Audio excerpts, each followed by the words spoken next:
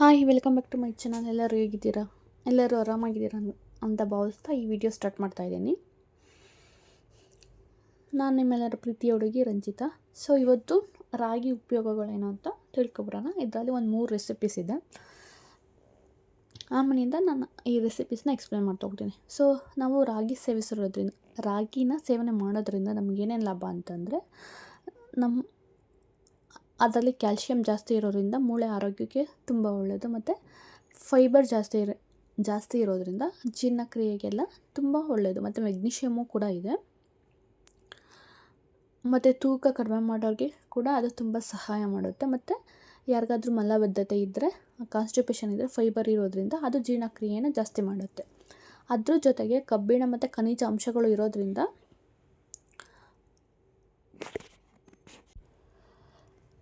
ನಮಗೆ ಬೇಕಾಗಿರೋ ಐರನ್ ಮತ್ತು ಅನೇಕ ಪೋಷಕಾಂಶಗಳನ್ನು ಕೂಡ ಕೊಡುತ್ತೆ. ಅದರ ಜೊತೆಗೆ ಮೊಸರಿಂದ ಏನು ಲಾಭ ಅಂತಂದರೆ, ಮೊಸರು ತಿನ್ನೋದ್ರಿಂದ ನಮಗೆ ಪ್ರೋಬಯೋಟಿಕ್ಸ್ ಅನ್ನೋ ಬ್ಯಾಕ್ಟೀರಿಯಾ ಇರೋದ್ರಿಂದ ಅದು ನಮ್ಮ ಜೀರ್ಣಕ್ರಿಯೆಗೆ ತುಂಬ ಹೆಲ್ಪ್ ಮಾಡುತ್ತೆ. ಮತ್ತು ಮೊಸರಲ್ಲಿ ಕ್ಯಾಲ್ಶಿಯಂ ಮತ್ತು ಪ್ರೋಟೀನ್ ಕೂಡ ಜಾಸ್ತಿ ಇರೋದ್ರಿಂದ ನಮಗೆ ಜೀರ್ಣಕ್ರಿಯೆಗೆ, ತೂಕ ನಿಯಂತ್ರಣಕ್ಕೆ ಮತ್ತು ನಮ್ಮ ದೇಹದಲ್ಲಿ ಉಷ್ಣತೆ ಕಡಿಮೆ ಮಾಡೋದಕ್ಕೆ ಇದು ತುಂಬಾ ಸಹಾಯ ಮಾಡುತ್ತೆ. ಮತ್ತು ಯಾರಿಗಾದ್ರೂ ಲ್ಯಾಕ್ಟೋ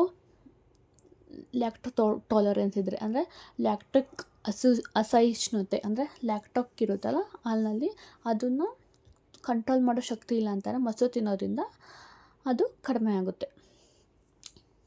ಇಷ್ಟು ಮೊಸರು ಮತ್ತು ರಾಗಿನ ಬಳಸೋದ್ರಿಂದ ಆಗೋ ಲಾಭಗಳು. ಮತ್ತು ತೂಕ ನಿಯಂತ್ರಣಕ್ಕೂ ಕೂಡ ಈ ಮೊಸರು ತುಂಬ ಸಹಾಯ ಮಾಡುತ್ತೆ ಅಂತಲೇ ಹೇಳ್ಬೋದು.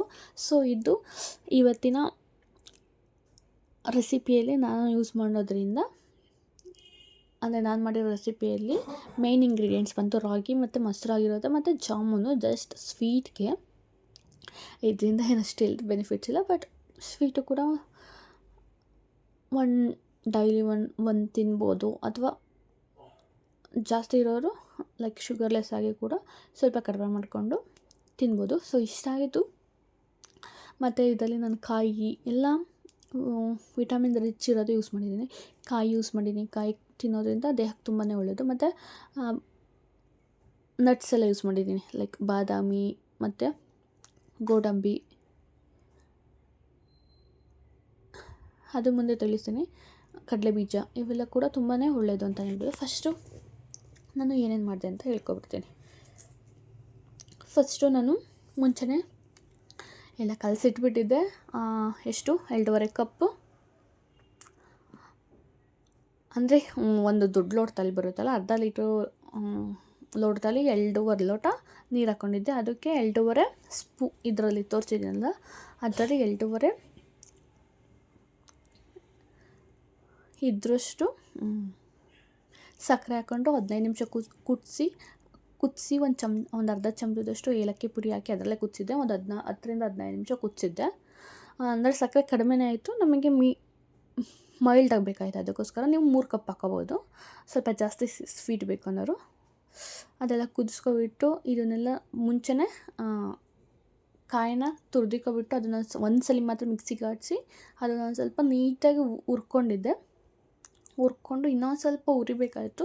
ಇಲ್ಲಾಂದರೆ ಕೊಬ್ಬರಿ ಇದ್ದರೆ ಬೆಟರು, ನಿಮಗೆ ಡ್ರೈ ಜಾಮೂನ್ ಮಾಡ್ತೀರಾ ಅಂತಂದರೆ. ಆಮೇಲಿಂದ ನೀಟಾಗಿ ಸ್ವಲ್ಪ ಹಾಲಾಗಿ ಕಲಸಿ ಹಿಟ್ಟನ್ನ ಒಂದು ಸ್ವಲ್ಪ ನೀರಾಕಿ ಮಿಕ್ಸ್ ಮಾಡಿ ಆದಷ್ಟು ಒಂದು 5 ನಿಮಿಷ ಬಿಟ್ಟು, ಆಮೇಲಿಂದ ನಾನು ಸ್ವಲ್ಪ ಜಾಸ್ತಿ ಹೊತ್ತು ಬಿಟ್ಟಿದ್ದೆ, ಅದಕ್ಕೆ ಸ್ವಲ್ಪ ಕೆಲವೊಂದು ಓಪನ್ ಆಯಿತು.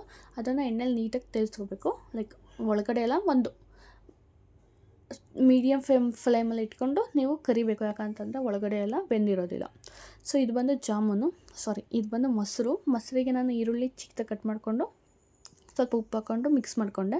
ಜಸ್ಟ್ ಒಂದು ಊಟಕ್ಕೆ, ಒಂದು ಟೈಮಿಗೆ ಈ ಥರ ನೀವು ಮಾಡ್ಕೋಬೋದು.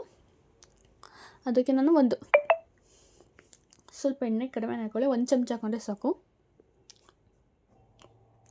ಅದಕ್ಕೆ ಸಾಸಿವೆ, ಸ್ವಲ್ಪ ಅರಶಿನ ಕೂಡ ಸೇರಿಸ್ಕೋಬೋದು. ನಿಮ್ಮ ಹತ್ರ ಆಮ್ಚೂರ್ ಪೌಡರ್, ಅಂದರೆ ಮಾವಿನ ಹಣ್ಣಿಂದ ಮಾಡಿರೋ ಆಮ್ಚೂರ್ ಪೌಡರ್ ನನ್ನ ಹತ್ರ ಇರಲಿಲ್ಲ, ಅದನ್ನು ಕೂಡ ಸ್ವಲ್ಪ ಮಿಕ್ಸ್ ಮಾಡಿಕೊಂಡ್ರೆ ತುಂಬ ಚೆನ್ನಾಗಿರುತ್ತೆ ಈ ಮೊಸರು ಬಜ್ಜಿಗೆ. ನಾನು ಒಂದು ಸ್ವಲ್ಪ ಇದು ಸಿಡುತ್ತಿದ್ದಂಗೆ, ಅಂದರೆ ಚಿಟಪಟ ಅಂತ ಸಾಸಿವೆ ಸಿಡಿದಿದ್ದಂಗೆ ಈಗ ಇದನ್ನು ಹಾಕ್ತಾಯಿದ್ದೀನಿ, ಕರಿಬೇವಿನ ಸೊಪ್ಪು. ಇದೇನು ತುಂಬ ಜಾಸ್ತಿ ಫ್ರೈ ಆಗಬೇಕು ಅಂತ ಇಲ್ಲ, ಹಸಿ ಈರುಳ್ಳಿನೇ ಹಾಕ್ಕೊಂಡಿದ್ದೆ, ಬಟ್ ಒನ್ ಟೈಮಿಗೆ ಸಾಕು ಒಗ್ಗರಣೆ ಮಾಡಿಕೊಂಡ್ರೆ ಇದೊಂಥರ ಡಿಫ್ರೆಂಟ್ ಆಗಿರುತ್ತೆ, ಚೆನ್ನಾಗಿರುತ್ತೆ. ಆಮ್ಚೂರ್ ಪೌಡರ್ ಇದ್ದರೆ ಸ್ವಲ್ಪ ಟೇಸ್ಟ್ ಚೆನ್ನಾಗಿರುತ್ತೆ. ಸೊ ಇಷ್ಟ ಆಗಿತ್ತು ನನ್ನ ರೆಸಿಪೀಸ್ ಎಕ್ಸ್ಪ್ಲೇನ್ ಮಾಡಿರೋದು. ಮತ್ತು ನಾನು ಡ್ರೈ ಜಾಮೂನ್ಗೆ ಸ್ವಲ್ಪ ಹೊತ್ತು ಅಂದರೆ ನೀರೆಲ್ಲ ತಣ್ಣಗಾದ್ಮೇಲೆ ನೀವು ಅದು ಕರೆದಿರ್ತೀವಲ್ಲ ಅದನ್ನು ಹಾಕಬೇಕು.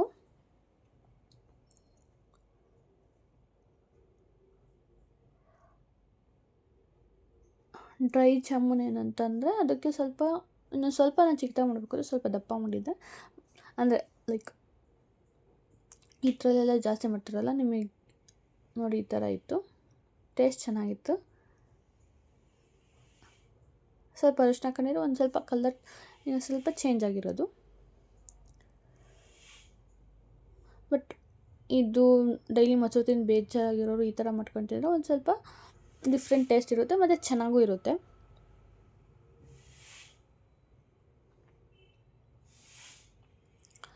ಸೊ ಎಸ್, ಇದು 3 ರೆಸಿಪೀಸ್ ಸೊ ನಿನ್ನೆ ಮಾಡಿದ್ದು. ಸೊ ಇವತ್ತೇ ಆ್ಯಡ್ ಮಾಡೋಣ, ಲೈಕ್ ಸಂಡೇ ಸ್ಪೆಷಲ್ ಥರ ಅಂತ ಮಾಡಿದೆ. ಲೈಕ್ ಇಸ್ ವೆಜ್ ಮುಂಚೆನೇ ಎಡಿಟ್ ಮಾಡಿ ಹಾಕ್ಬೇಕಾಯ್ತು. ಸೊ ನೋ, ನಾರ್ಮಲ್ ಟೈಮಿಗೆ ನಾನು ಒಂದು ಟೈಮ್ ಫಿಕ್ಸ್ ಮಾಡಿದ್ನಲ್ಲ, ಆ ಟೈಮಿಗೆ ಇದನ್ನು ಹಾಕ್ಬಿಡೋಣ ಅಂತ ಅಂದ್ಕೊಂಡಿದ್ದೀನಿ.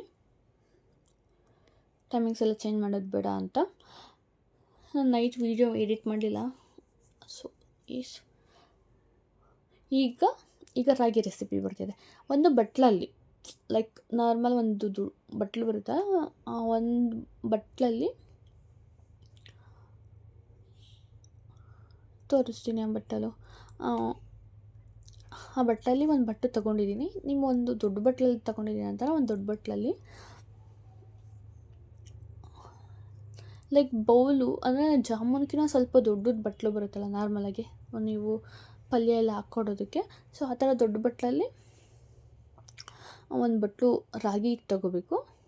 ಈಗ ಸ್ವಲ್ಪ ಉಪ್ಪು ಹಾಕಿದ್ದೀನಿ. ಅದು ನಾನು ಅಂದರೆ ಒಂದು ಎಲೆ ಥರ ಇತ್ತಲ್ಲ, ಅದು ಲೈಕ್ ಕಸೂರಿ ಮೇಥಿ. ನಾನು ಏನಾದರೂ ಒಗ್ಗರಣೆ ಹಾಕ್ಬೇಕಾದ್ರೆ ಉಪ್ಪಿನ ಡಬ್ಬ, ಅಂದರೆ ಈ ವೀಡಿಯೋಸ್ ಮಾಡ್ಬೇಕಾದ್ರೆ ಉಪ್ಪಿನ ಡಬ್ಬ ಓಪನ್ ಇರುತ್ತಲ್ಲ ಆವಾಗ ಇದಾಗುತ್ತೆ. ಮತ್ತು ಒಂದು ನಿಂಬೆಹಣ್ಣು ಗಾತ್ರದಷ್ಟು ಹುಣಸೆಹಣ್ಣ ನೀಟಾಗಿ ತೊಳೆದ್ಬಿಟ್ಟು ಅದನ್ನು ಆಮೇಲೆ ಹುಣಸೆ ರಸನ ನೀಟಾಗಿ ಗಂಟು ಇಲ್ದಂಗೆ ನಾವು ಮಿಕ್ಸ್ ಮಾಡ್ಕೋಬೇಕಾಗುತ್ತೆ. ನೋಡಿ ಅಕ್ಕಪಕ್ಕ ಚೆಲ್ತಾ ಇರ್ತದೆ, ನಾನು ತಟ್ಟೆಲಿ ಕಲಿಸ್ತಾಯಿದ್ದೀನಿ. ಅದಕ್ಕೋಸ್ಕರ ಲೈಕ್ ತೋರಿಸ್ಬೇಕು ಅಂತ ನಾನು ಮಾಡಿದ್ದು. ಬಟ್ಲಲ್ಲಾದರೆ ಅಷ್ಟೊಂದು ಬಟ್ಟಲು ಕೂಡ ಚೆನ್ನಾಗಿ ಕಾಣಿಸುತ್ತೆ, ಬಟ್ ಗಂಟು ಇಲ್ದಂಗೆ ನಾವು ಕಲಿಸ್ಕೋಬೇಕು. ಇದು ಸ್ವಲ್ಪ ಟೈಮ್ ತಗೊಳ್ಳುತ್ತೆ, ಅಂದರೆ ಒಂದು 5ರಿಂದ 10 ನಿಮಿಷ. ಅದು ಹುಣಸೆಹಣ್ಣಿಂದು ಲೈಕ್ ಮಿಕ್ಸಾಗಿ ಕೂಡ ನಾವು ತೊಳಿಬೇಕಾದ್ರೆ ಫಿಲ್ಟರ್ ಅಂದರೆ ನಾವು ಮುಂಚೆನೇ ಲೈಕ್ ತೊಳೆದ್ಬಿಟ್ರೆ ಇದು ಒಂದು ಸ್ವಲ್ಪ ಏನಾದರೂ ಧೂಳು ಎಲ್ಲ ಇತ್ತು ಅಂತಾರೆ ಒಂದು 2-3 ಸಲ ಅದು ಬಂದುಬಿಡುತ್ತೆ. ಆಮೇಲೆ ಒಂದು 5-10 ಮಿನಿಟ್ಸ್ ನೆನೆಸ್ಕೊಬಿಟ್ರೆ ನೋಡಿ ಈ ಥರ ಇನ್ನೂ ನೀಟಾಗಿ ಗಂಟಿಲ್ದಂಗೆ ನಾವು ಇದು ಮಾಡ್ಕೋಬೇಕು. ಅದು ಒಂದೊಂದು ಅದೇನು ಗಂಟಿಲ್ಲ. ಇದನ್ನು ನಾವೇನು ಮಾಡಬೇಕಂದ್ರೆ ಇದನ್ನು ಸ್ಟೀಮರ್ ಲೈಕ್ ತಟ್ಟೆ ಇಡ್ಲಿ ಮಾಡ್ತಾರಲ್ಲ ಅದು, ಇಲ್ಲಾಂದರೆ ನೀವು ಒಂದು ಬಾಂಡೆ ಒಳಗಡೆ ಲೈಕ್ ಇದು ಬರುತ್ತಲ್ಲ ಅದರಲ್ಲೇ ಡಬಲ್ ಬಾಯ್ಲರ್ ಮೆಥಡಲ್ಲಿ ನೀವು ಮಾಡ್ಕೊಂಡ್ರೆ ಸಾಕು. ಒಂದು ಬಟ್ಲಿಗೆ ಇಟ್ಬಿಟ್ಟು ಅದ್ರ ಮೇಲೆ ರಾಗಿ ಹಿಟ್ಟಿಂದು ಇಟ್ಬಿಟ್ಟು ಒಂದು 10 ಮಿನಿಟ್ಸ್, ನಾನು 15 ಮಿನಿಟ್ಸ್ ಬೇಯಿಸ್ಕೊಂಡೆ. ಲೈಕ್ ನಾವಿದು ಒಂಥರ ಉಪ್ಪಿಟ್ಟು ಥರ ಮಾಡ್ತಿದ್ದೀವಿ. ನಾನು ಇನ್ಸ್ಟಾಗ್ರಾಮಲ್ಲಿ ನಿನ್ನೆ ನೋಡಿದೆ, ಸೊ ಹೆಲ್ತಿಯಾಗಿರುತ್ತೆ ಅಂತ ಟ್ರೈ ಮಾಡಿದೆ, ಚೆನ್ನಾಗಿತ್ತು.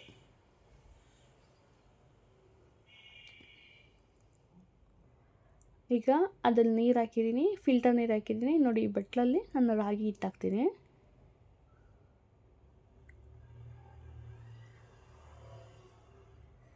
ಲೈಕ್ ಡಬಲ್ ಬಾಯ್ಲರ್ ಮೆಥಡಲ್ಲಿ ಒಂದು 10 ಮಿನಿಟ್ಸ್ ನಾನು ಲೈಕ್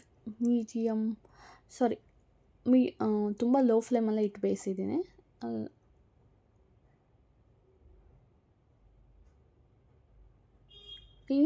ಇನ್ನೊಂದು ಥರನೂ ಮಾಡ್ಬೋದು. ನೀವು ಒಂದು ಸ್ವಲ್ಪ ಇದನ್ನು ಮುಂಚೆ ಇಟ್ಬಿಟ್ಟು 5 ನಿಮಿಷ ನೀರು ಕುದೀಬೇಕಾದ್ರೆ ಅದನ್ನು ಇಟ್ಬಿಟ್ಟು ಒಂದು 10 ನಿಮಿಷ ಲೋ ಫ್ಲೇಮಲ್ಲಿ ಇಟ್ಟು ಬೇಯಿಸ್ಬಿಟ್ರೆ ನೀರು ಕುದ್ದಿರ್ತೈತಲ್ಲ ಆ ಹಬೆಗೇನ ಇದು ರಾಗಿ ಹಿಟ್ಟು ಚೆನ್ನಾಗೆ ಬೆಂದುಬಿಡುತ್ತೆ. ನಿಮಗೆ ತಿನ್ನಬೇಕಾದ್ರೆ ಹಸಿ ಹಸಿ ಅನಿಸೋದಿಲ್ಲ ಈ ಥರ ಬೇಯಿಸ್ಕೊಳ್ಳೋದ್ರಿಂದ. ನಾವು ಒಗ್ಗರಣೆ ಬೇಯಿಸೋಕ್ಕಾಗೋದಿಲ್ಲ, ಅದಕ್ಕೋಸ್ಕರ ನೀರೆಲ್ಲ ಏನು ಆ್ಯಡ್ ಮಾಡೋಕ್ಕೆ ಹೋಗೋದಿಲ್ಲ ಈ ರೆಸಿಪಿ ಮಾಡ್ಬೇಕಾದ್ರೆ. ಅದಕ್ಕೋಸ್ಕರ ಈ ಥರ ಮೆಥಡ್ ಯೂಸ್ ಮಾಡಬೇಕು. ಇಷ್ಟು ಈಸಿ, ಒಂದು 20 ಎಲ್ಲ ಹಚ್ಕೊಂಡ್ರೆ 15 ಮಿನಿಟ್ಸ್ ಅಷ್ಟೇ. ಹೆಲ್ತಿಯಾಗಿ ಸ್ನ್ಯಾಕ್ಸಿಗೆ ಕೂಡ ಮಾಡಿಕೊಡ್ಬೋದು ಮಕ್ಕಳಿಗೆ.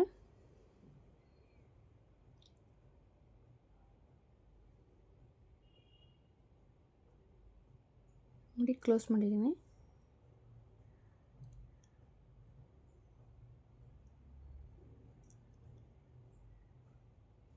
ಒಂದ್ಸರಿ ಚೆಕ್ ಮಾಡಿದೆ ಬೆಂದಿದೆಯಾ ಅಂತ. ಲೈಕ್ ಅದು ಉದ್ದುರಾಗಿ ಆಗುತ್ತೆ. 15 ಮಿನಿಟ್ಸ್ ಅಂತ ಬೇಯಿಸಿದ್ದೀನಿ ನಾನು. ಅವ್ರು 10 ಮಿನಿಟ್ಸ್ ಹೇಳಿದ್ರು, ನಾನು 15 ಮಿನಿಟ್ಸೇ ಬೇಯಿಸ್ಬಿಟ್ಟೆ. ಲೈಕ್ ಹಬೆಯಲ್ಲಿ ನೋಡಿ ಈ ಥರ ಆಗುತ್ತೆ. ಈಗ ನೋಡಿ ಲೈಕ್ ಮೊಸರು ಒಗ್ಗರಣೆ ಹಾಕಿದ್ನಲ್ಲ ಅದೇ ತೊಗೊಂಡೆ. ಜಾಮೂನ್ ಮಾಡೋದಕ್ಕೂ ಅದೇ ತೊಗೊಂಡೆ. ಏನು ಪದೇ ಪದೇ ಅಂದರೆ ರೆಸಿಪೀಸ್ನ ಒಂದೇ ಟೈಮ್ ಮಾಡಿರೋದ್ರಿಂದ ಎಲ್ಲ ಕೂಡ, ಅದಕ್ಕೋಸ್ಕರ ಒಂದೇ ಟೈಮ್ ತೊಗೊಂಡೆ.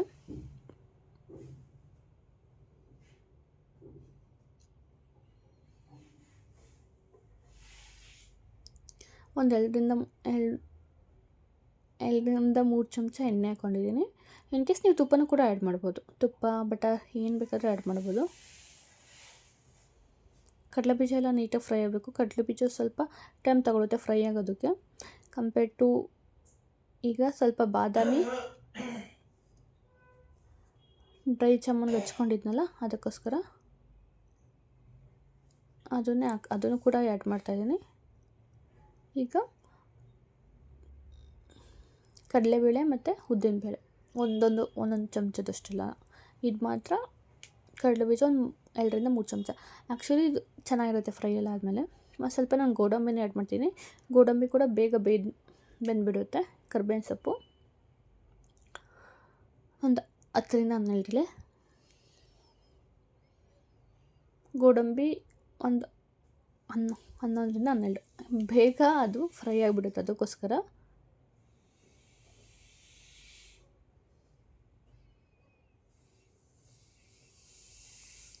ನಾನು ಮುಂಚೆನೇ ಹೆಲ್ತ್ ಬೆನಿಫಿಟ್ಸ್ ಏನಕ್ಕೆ ಹೇಳ್ತೀನಿ ಅಂತಂದರೆ, ಇನ್ ಕೇಸ್ ಡಯಟ್ ಮಾಡೋರು ಕೂಡ ಇದನ್ನು ಯೂಸ್ ಮಾಡ್ಬೋದು. ರಾಗಿ ಮುದ್ದೆ ಲೈಕ್ ರಾಗಿ ಮುದ್ದೆನೇ ತಿಂತಾ ಇರ್ತೀವಿ, ಇದನ್ನು ಸ್ವಲ್ಪ ಆಲ್ಟರ್ನೇಟಿವ್ ಆಗಿ ಕೂಡ ಯೂಸ್ ಮಾಡ್ಬೋದು. ನಾನು ಆಮೇಲಿಂದ ಈರುಳ್ಳಿ ಮತ್ತು ಮೆಣಸಿನ್ಕಾಯಿ ಹಾಕ್ಕೊಂಡೆ. ಆಲ್ಮೋಸ್ಟ್ ಮೀಡಿಯಮ್ ಫ್ಲೇಮಲ್ಲೇ ಎಲ್ಲ ಇಟ್ಟಿದ್ದು. ಅದು ನೀಟಾಗಿ ಫ್ರೈ ಮಾಡ್ಕೋಬೇಕು. ನಾನು ಲೈಕ್ ಹಸಿ ಈರುಳ್ಳಿ ಮುರಿದಾಗ ನೀಟಾಗಿ ಮೆತ್ತು ಬಂದಿರಬೇಕು, ಅಲ್ಲಿವರೆಗೂ ಫ್ರೈ ಮಾಡಿಕೊಂಡೆ. ಆ್ಯಕ್ಚುಲಿ ಗೊತ್ತೇ ಆಗೋದಿಲ್ಲ, ಈರುಳ್ಳಿ ಸಿಗುತ್ತೆ ಬಟ್ ಮಧ್ಯದಲ್ಲಿ ತುಂಬ ಚೆನ್ನಾಗಿ ಅನಿಸುತ್ತೆ ಗೊತ್ತಾ ತಿನ್ನಬೇಕಾದ್ರೆ.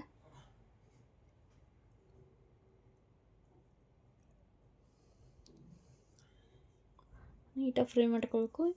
ಆಲ್ಮೋಸ್ಟ್ ಜಾಮೂನ್ ಪ್ರೊಸೆಸ್ ಗೊತ್ತಿರೋಯ್ತಲ್ಲ, ಅದಕ್ಕೋಸ್ಕರ ನಾನು ತೋರಿಸಿಲ್ಲ. ಅದು ತುಂಬಾ ಲೆಂತ್ ವಿಡಿಯೋನೇ ಇತ್ತು. ಎಲ್ಲ 16 ಮಿನಿಟ್ಸ್ ಮಾಡಿದ್ದೀನಿ. ನಾನು ಒಂದೊಂದು ರೆಸಿಪೀಸೇ ಹಾಕ್ಬೋದಾಯಿತು, ಬಟ್ ಇರಲಿ. 3 ರೆಸಿಪೀಸು ಒಂದೇ ಇದರಲ್ಲಿ ಹಾಕ್ಬಿಡೋಣ ಅಂತ. ಲೈಕ್ ಇದೊಂದು ಮೀಲ್ ಥರ ಮಾಡ್ಕೊಬೋದು ನಾವು. ಯಾವುದಾದ್ರು ಒಂದು ಸಾಂಬಾರು ಇತ್ತು ಅಂತಂದರೆ, ಹುಳಿ ಸಾಂಬಾರು ಅಥವಾ ಹುಳಿ ಸಾಂಬಾರಿತ್ತು, ಅದಕ್ಕೆ ಪಾಪಡ್ ಒಂದು ಸ್ವಲ್ಪ ತೆಗೆಸ್ಕೊಬಿಟ್ರೆ ಒಂದು ಮೀಲ್ ಥರನೇ ಆಗುತ್ತೆ. ಒಂದು ಯಾವುದಾದ್ರು ಪಲ್ಯ ಮಾಡ್ಕೊಬಿಟ್ರೆ ಲೈಕ್ ಒಂದು ಹಬ್ಬದ ಥರ ಮೀಲ್ ಥರನೇ ಆಗುತ್ತೆ. ಸಾಕಿಷ್ಟು. ಸಂಡೇ ಲೈಕ್ ನಾನ್ ವೆಜ್ಜೇ ಮಾಡಬೇಕು ಅಂತ ಇಲ್ಲ, ಈ ಥರ ವೆರೈಟಿ ವೆಜ್ಜಲ್ಲೂ ಕೂಡ ಟ್ರೈ ಮಾಡ್ತಾಯಿದ್ರೆ ಹೆಲ್ತಿಯಾಗಿರುತ್ತೆ.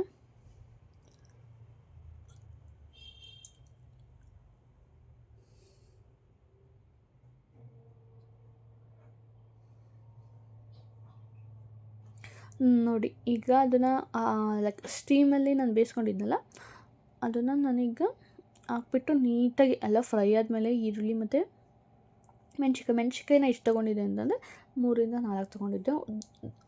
ದುಂಡು ಮೆಣಸಿನ್ಕಾಯಿ ಬರುತ್ತೆ ಜಬ್ಡದಲ್ಲಿ, ಆ ಥರ ಸಿಕ್ತು, ಅದನ್ನು ಹಾಕ್ಕೊಂಡಿದ್ದೀನಿ. ಒಂದೊಂದು ಸ್ವಲ್ಪ ಖಾರ ಕಡಿಮೆ ಇರುತ್ತೆ ಕಂಪೇರ್ ಟು ಆಕ್ರೋಶ ಮೆಣಸಿನ್ಕಾಯಿ ಅಂತ ಹೇಳ್ತಾರೆ ನಮ್ಮ ಕಡೆ. ಅದಕ್ಕೆ ಮೇಲ್ ನೋಡೋ ಮೆಣಸಿನ್ಕಾಯಿ ಅಂತಾರಲ್ಲ, ಅದೊಂದು ಸ್ವಲ್ಪ ಖಾರ ಇರುತ್ತೆ. ಇದು ಒಂದು ಸ್ವಲ್ಪ ಖಾರ ಕಡಿಮೆ ಇರುತ್ತೆ. ಅದೊಂದು ಸ್ವಲ್ಪ ಹೊಟ್ಟೆ ಉರಿ ಬರುತ್ತೆ. ಅದಕ್ಕೋಸ್ಕರ ಸ್ಪೈಸ್ ಜಾಸ್ತಿ ತಿನ್ನೋರು ಬೇಕಾದ್ರೆ ಅದನ್ನ ಯೂಸ್ ಮಾಡ್ಕೋಬೋದು. ಇನ್ ಕೇಸ್ ಪರವಾಗಿಲ್ಲ, ನಂಗೆ ಹೊಟ್ಟೆ ಅಂದರೆ ಸ್ವಲ್ಪ ಕಡಿಮೆ ಯೂಸ್ ಮಾಡಬೇಕು. ಅದನ್ನು ಹಾಕ್ಕೊಂಡು ನೀಟಾಗಿ ಫ್ರೈ ಮಾಡ್ಕೋಬೇಕು. ಲಾಸ್ಟಲ್ಲಿ ಕೊತ್ತಂಬರಿ ಸೊಪ್ಪು, ನಾನು ಸ್ವಲ್ಪ ಕಾಯಿ ತುರಿ ಜಾಸ್ತಿ ಹಾಕ್ತೆ. ಲೈಕ್ ಒಂದು ಟೇಸ್ಟ್ ಒಂದು ಸ್ವಲ್ಪ ಕಾಯಿ ತುರಿ ಸ್ವಲ್ಪ ಜಾಸ್ತಿ ಹಾಕಿದ್ರೆ ಚೆನ್ನಾಗಿರುತ್ತೆ. ಇದು ಒಂದು ಇನ್ಸ್ಟಾಗ್ರಾಮಲ್ಲಿ ಯಾರೋ ಒಬ್ಬರು ಮಾಡಿದ್ದು, ನಮಗೆ ಯಾರೋ ಅವ್ರ ಅಜ್ಜಿ ಹೇಳ್ಕೊಟ್ಟಿದ್ರಂತೆ. ಅದನ್ನು ಅವ್ರು ಮಾಡಿದ್ದು, ನಾನು ಅದನ್ನು ಕಾಪಿ ಮಾಡ್ತಾಯಿದ್ದೀನಿ. ಇದು ಚೆನ್ನಾಗಿದೆ ಅನ್ನಿಸ್ತು. ಲಾಸ್ಟ್ ಮೀ ಟ್ರೈ ಅಂತ ಇನ್ನೊಬ್ಬರು ತೋರಿಸಿದ್ದು, ಲೈಕ್ ರಾಗಿ ಮುದ್ದೆ ಥರ ಮಾಡಿ ಅದಕ್ಕೆ ಚಟ್ನಿ ಥರ. ಬಟ್ ಅದಷ್ಟೊಂದು ಅಂದರೆ healthwise good, but tasty ಥರ ಅನ್ನಿಸ್ತಿರ್ಲಿಲ್ಲ. ನಾರ್ಮಲ್ ಮುದ್ದೆಗೆ ಈರುಳ್ಳಿ ಎಲ್ಲ ಹಾಕಿ ಮುದ್ದೆ ಮಾಡಿದರೆ ಚೆನ್ನಾಗಿರೋದು ಅನಿಸ್ತು, ಆ ಥರ ಅನ್ನಿಸ್ತು. ಅದು ಟೈಮ್ ತುಂಬ ತಗೊಳ್ತು ಕೂಡ. ಅದನ್ನು ಕೂಡ ಸ್ಟೀಮರಲ್ಲೇ ಮಾಡಿದ್ದು. ಬಟ್ ಇದು ತುಂಬ ಚೆನ್ನಾಗಿತ್ತು.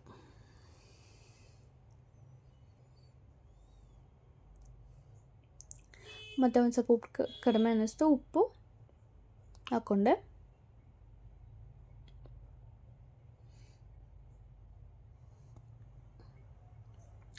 ಒಂದು 5 ಮಿನಿಟ್ಸ್ ಈ ಥರ ಫ್ರೈ ಮಾಡ್ಕೊಳ್ತಾ ಇರಬೇಕು.